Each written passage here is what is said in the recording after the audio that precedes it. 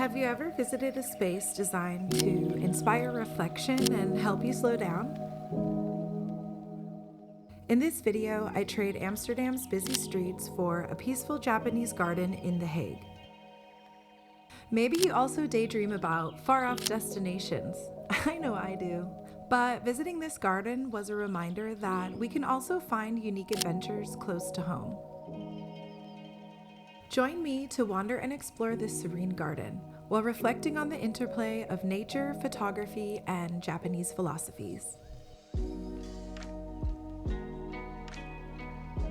On a crisp autumn morning, I met up with a friend to capture the season's light, color, and textures on medium format film. I brought my Rolleiflex along, and Ro had their Hasselblad. With traditional Japanese design, elements like simplicity, asymmetry, and negative space all work together to inspire contemplation. I started out with a roll of Kodak Gold 200 and expected its warm tones to work well with the vibrant colors. This meditative space felt like walking through a living painting. Winding paths lead past mossy stones and over ponds which reflect autumn leaves in shades of ochre, gold, and burgundy. Spending time in nature invites us to connect with all five senses, which helps spark creativity. Japanese gardens are designed to encourage meditative exploration. Even slight movements can open different viewpoints and offer new perspectives that add to your sense of wonder.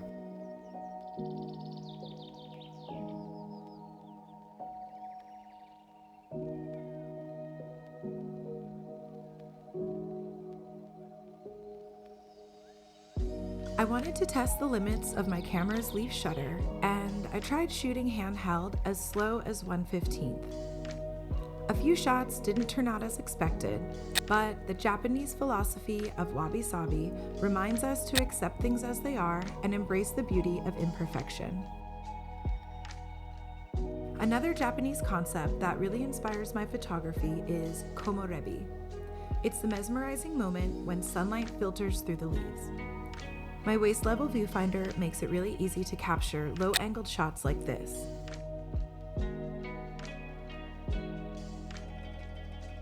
To create this garden, authentic plants and artifacts, including this stone lantern, were imported from Japan in the early 1900s.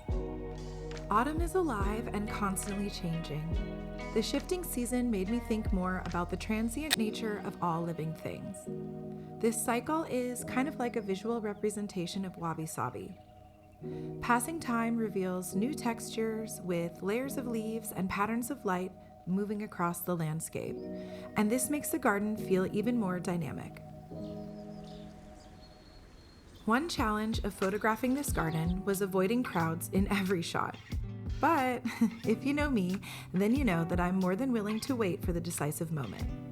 I had to be patient in order to capture a composition of the red bridge without anyone on it. Set against the contrasting green foliage, it symbolizes transformation and a pathway connecting the human and spiritual worlds.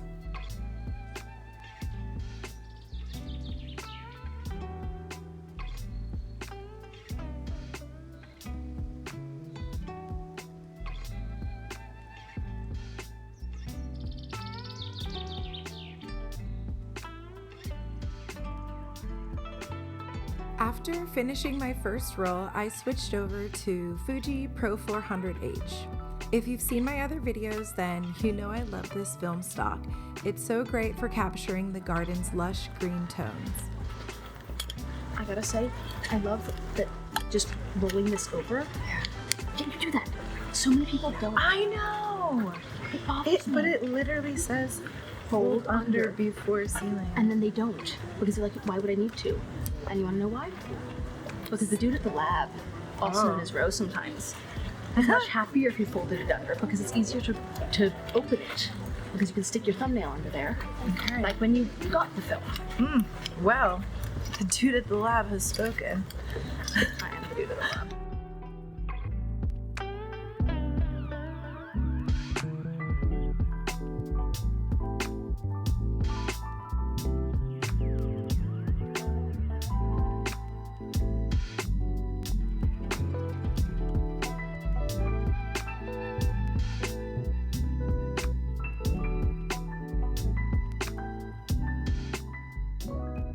Every element has a purpose.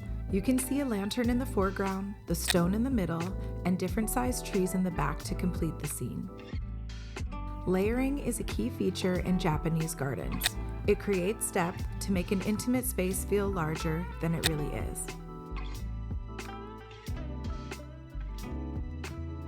Unlike the rigid symmetry seen in Western gardens, Japanese gardens embrace asymmetry with contrasting elements. This creates a sense of movement and balance which authentically represents nature.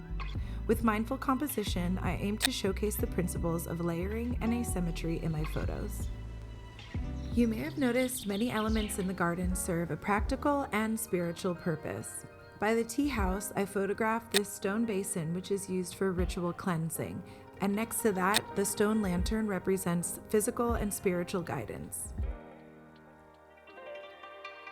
With crimson leaves and twisted moss-covered branches, this stunning Japanese maple tree was a focal point in the garden. It's a symbol of peace, and this shot was my favorite of the series. If you love it too, you can order it from my print shop.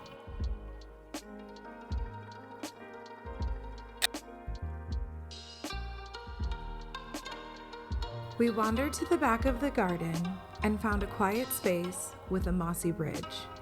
I loved all the layers of green tones in this area, and the stone lantern covered with moss and falling leaves.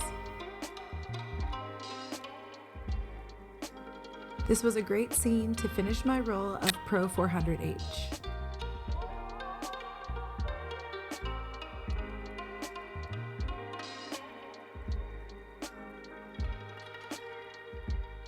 Next up, for my third and final roll, I chose Portra 400. And I think it handled the soft afternoon light really well. In this scene, my eye was guided through all of the layers. I love how the ferns and branches frame the foreground, adding texture. And there's a stone lantern set just off center, with a contrasting red bridge in the back. Together, these features give Japanese gardens a timeless quality while keeping the space vibrant and dynamic. Spending time in this garden was a quiet city escape that really helped to balance my spirit, and it renewed my appreciation for exploring closer to home. It's only open briefly for a few weeks each year, and I hope to visit again in spring.